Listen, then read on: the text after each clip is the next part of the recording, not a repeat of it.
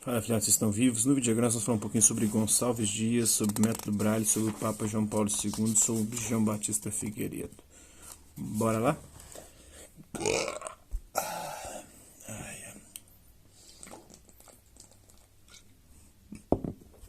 Mas o exercício não sente tomar minha cerveja Heineken. Este nosso consagrado poeta nasceu em Boa Vista, município de Caxias, Maranhão, em 10 de 8 de 1823 e morreu no naufrágio do navio Ville Boulogne. Não sabia não, cara, que ele morreu no naufrágio nas proximidades das costas do Maranhão em 3 de 11 de 1864. Que foda, mano. Era filho de pai português e de mãe mestiça. Seus primeiros 15 anos foram passados em Caxias e São Luís do Maranhão. Matriculou-se na Faculdade de Coimbra, permanecendo em Portugal de 1838 a 1845. Formado em Direito pela tradicional universidade, regressou ao Brasil, permaneceu durante algum tempo no Maranhão, passando a residir no Rio de Janeiro. Nessa cidade fundou o Jornal Literário Guanabara em 1849. A serviço do governo imperial, esteve na Europa de 1854 a 1858. Ainda em desempenho oficial, viajou pelo norte do Brasil, realizando importantes pesquisas. A maior parte de sua obra foi produzida entre 1844 e 1854, quando em 1846 apareceram seus primeiros cantos. Houve calorosa acolhida dos meios literários que viam o surgimento de um poeta lírico inato. Sua vida não foi das mais felizes. Aos 6 anos viu-se separado da mãe. Adulto, pretendeu casar-se com uma jovem de família branca, mas viu seu pedido recusado porque ele era um mestiço. Casou-se então por conveniência, mas esse casamento só lhe deu de sabores. Que foda, hein, velho? Em 1862 seguiu para a Europa em busca de melhora para sua saúde. Em 1864, tendo o governo imperial cortado o subsídio que concedia ao poeta, resolveu Gonçalves Dias retornar ao Brasil. Foi a única vítima do naufrágio do Vale de Boulogne, morrendo à vista das costas do Maranhão. Que foda, cara. Escreveu também uma grande obra indianista, sendo considerado juntamente com José de Alencar o criador do indianismo brasileiro. Algumas de suas obras, Primeiros Cantos, Segundos Cantos, Últimos Cantos e Dicionário da Língua Tupi, nome completo Antônio Gonçalves Dias. Um gênio. Método Braille é filho de um celeiro e cego por acidente aos 3 anos de idade. Luiz Braille tinha apenas 20 anos quando, em 1829, inventou um sistema de pontos em relevo que possibilita aos cegos lerem com os dedos até longos romances.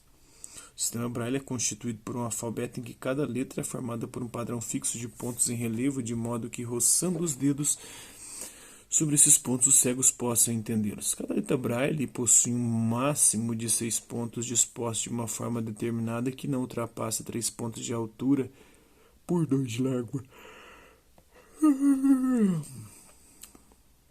O sistema compreende um total de 63 combinações de pontos. Além das letras do alfabeto, essas combinações de letras, bem como números e sinais de pontuação. Um cego treinado pode ler o sistema a velocidade de 200 palavras por minuto, cerca do dobro do tempo gasto por um leitor rápido com visão normal. Podem ler muito mais rápido que a gente, né? Sendo cego. Excomungados. Só não tem inveja vocês porque vocês são cegos. Seria muito ruim não ver as coisas, né? Mas eu queria poder ler muito mais rápido para ler esse de livro que eu tenho, mais de 5.000 livros. Ainda vou ter muito mais, porque meu sonho é chegar perto do Humberto Eco, que tinha uma biblioteca com 20, 30 mil livros. João Paulo II nasceu 18 de maio de 1920 em Wadowice, na Polônia. Seu avô paterno, Maciej, era alfaiate na aldeia de Zaniec, ao sul de Cracóvia. O pai, que também chamava Karol, operário na mocidade, era oficial de intendência do exército polonês. Emília, sua mãe, nascida em Kaczorowska, era professora de origem lituana. Quando o futuro papa nasceu, o casal tinha um filho de 15 anos, Edmundo. Pouco depois do nascimento de Karol, o pai deixou o exército, ficando apenas com uma pequena pensão. Em 1929, aos 45 anos, Emília morre de parto ao dar à luz uma menina natimorta. Com 9 anos, Karol entrega as atenções e ao carinho de sua madrinha, Maria Jadrowska. 3 anos depois da morte da mãe, Edmund, o irmão mais velho, que se formara em medicina, contraiu escarlatina com os doentes do hospital e morreu. Carol ficou sozinho com o pai e empregou-se como operário numa fábrica de produtos químicos para ajudar o pai. Em 1938 começa praticamente o encontro do estudante Wojtyła, com o seu futuro. Ele se muda para Cracóvia a fim de cursar literatura na célebre universidade fundada em 1364 pelo rei Casimiro. De 1938 a 1978, pelo espaço de 40 anos, ali viveu Karol Wojtyła, inicialmente como estudante, mais tarde como padre, bispo e cardeal. De lá só se mudaria para Roma quando foi eleito sucessor de João Paulo I. Em 1939, Karol assistiu ao drama de sua pátria, Hitler invadir a Polônia e, vencendo a heróica, mas ingênua resistência polonesa, ali instalou seu Gauleiter, Hans Frank. Karol assistiu aos atos de barbarismo cometidos pelos invasores nazistas. No ano seguinte, 1920, seu pai morreu desgostoso com a pátria invadida. Aos 20 anos, sozinho no mundo, o jovem abraçou com alegria, entusiasmo e definitivamente o seu destino de polonês religioso. Em 1942, sabendo que o cardeal Adam Sapiecha mantinha um seminário clandestino no próprio palácio, o arquiepiscopal inscreveu-se como aluno de filosofia e teologia. A fé e a caridade ali eram próprias, tornava-se um homem de Deus. Os seminaristas precisavam trabalhar para ajudar na manutenção dos estudos. Karol começou numa pedreira que fornecia material à fábrica de produtos químicos. Essa fase de sua vida foi assinalada em sua obra por um poema intitulado A Pedreira. Ordenou-se padre em 1º de novembro de 1956. Em 1958 é eleito bispo auxiliar de Cracóvia e mais tarde, em 1962, é designado titular da sede. No consistório de 26 de junho de 1967, Paulo VI faz cardeal. Já era então um nome de peso na Igreja Universal. Tornou-se um dos mais notáveis bispos conciliares, ou seja, aplicava em suas dioceses ensinamentos oriundos da convocação geral do Papa João XXIII. Sintomaticamente, quando se tratou de eleger o sínodo de bispos, que daria caráter executivo às decisões básicas do concílio, foi o primeiro nome a ser eleito pelos demais prelados. Era um sintoma que, na sucessão de João Paulo I, foi completamente esquecido pelos vaticanologistas.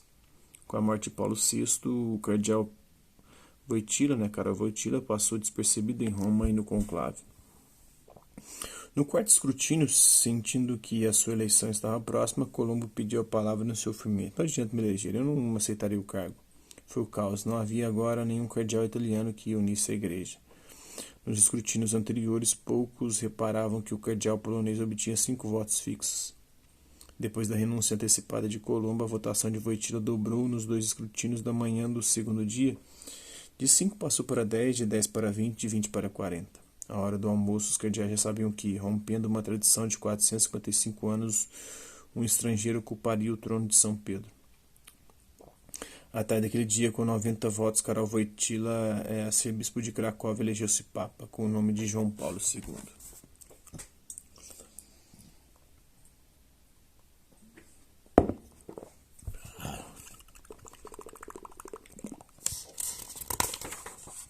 Vamos fechar agora com João Batista Figueiredo, de Oliveira Figueiredo, que nasceu no dia 15 de janeiro de 1918, no bairro de São Cristóvão, no Rio de Janeiro. Filho do general Euclides de Oliveira Figueiredo e Valentina Figueiredo. Ainda menino, foi morar no Rio Grande do Sul. E aos 5 anos já estava matriculado no Colégio Santa Teresinha das Irmãs Espanholas. Depois foi para a escola Nilo Peçanha, época em que seu pai comandava o regimento de cavalaria de guarda. Com a transferência do pai para Alegrete, prosseguiu os estudos em casa e, em 1927, foi matriculado como interno no Colégio Marista local. Em 9 de abril de 1965, João Batista entrou para a Academia do Realengo como praça. Declarado aspirante em 22 de novembro de 1977, obteve o primeiro lugar na turma Andrade Neves. Contraiu matrimônio em 15 de janeiro de 1942 com uma jovem de nome Dulce, que conhecera no bairro da Tijuca, no Rio. Primeiro-tenente em 1940, capitão em 1944.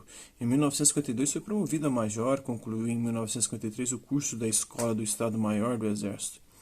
De 1955 a 1957 fez parte da missão militar brasileira no Paraguai. Em novembro de 1958 passou a trabalhar então com o coronel Goberido Couto e Silva. Em 1961 no governo Jânio Quadros, no Conselho de Segurança Nacional. Como tenente-coronel, trabalhou na terceira seção do Estado-Maior do Exército e como ajudante do Serviço Federal de Informações de 1961 a 1964. Foi instrutor da seção de Cultura Geral da Escola de Comando e Estado-Maior do Exército. De abril a agosto de 1964, chefe do Serviço Nacional de Informações e Contra-Informações da Secretaria-Geral do Conselho de Segurança Nacional. De setembro de 1964 a julho de 1968, exerceu funções no Serviço Nacional de Inteligência, agência do Rio de Janeiro. Nomeado pelo presidente Castelo Branco, comandante de Força Pública de São Paulo, ficou nesse cargo de julho de 1966 a fevereiro de 1967. Em seguida, comandou o 1º Regimento de Cavalaria de Guardas do Rio de Janeiro. Transferido essa unidade para Brasília, ele continuou no seu comando até abril de 1969, quando já havia sido promovido a general de brigada. Em maio de 1974, passou a ser ministro de Estado-chefe do Serviço Nacional de Informações, sendo promovido pelo presidente Geisel a general de divisão em 31 de julho de 1974. Em 1978, foi promovido a general de exército, o mais alto posto existente nessa arma. Em 5 de janeiro de 1978, o presidente Ernesto Geisel comunicou oficialmente aos integrantes da Comissão Executiva Nacional da ARENA, Aliança Renovadora Nacional, e os ministros componentes do Diretório Nacional do Partido, que indicava o chefe do Serviço Nacional de Informações, o general João Batista Figueiredo, e o governador do estado de Minas Gerais, Antônio Aureliano Chaves, como candidatos à presidência e vice-presidência da República. No dia seguinte, 6 de janeiro de 78, a Comissão Executiva Nacional de Arena comunicou ao general João Batista Figueiredo que seu nome havia sido indicado para candidato à sucessão presidencial e em 8 de abril foi consagrado pela Convenção Partidária. Em 15 de outubro de 1978, realizadas as eleições indiretas para presidente da República, foi vencedor o general João Batista Figueiredo por um período de presidência de 15 de março de 1979 a 15 de março de 1985. 6 anos aí, né?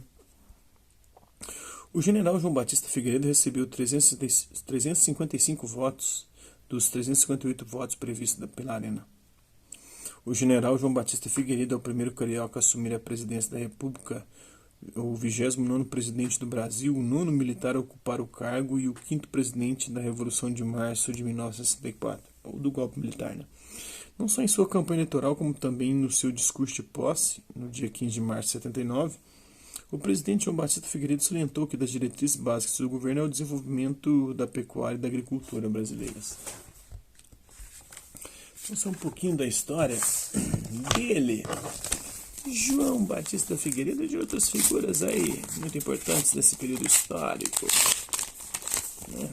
Que eu tô aqui tentando rasgar essa porra pra mandar pra cá, pra marcar a página, que eu não sei como é que eu vou fazer agora, porque rasgou tudo.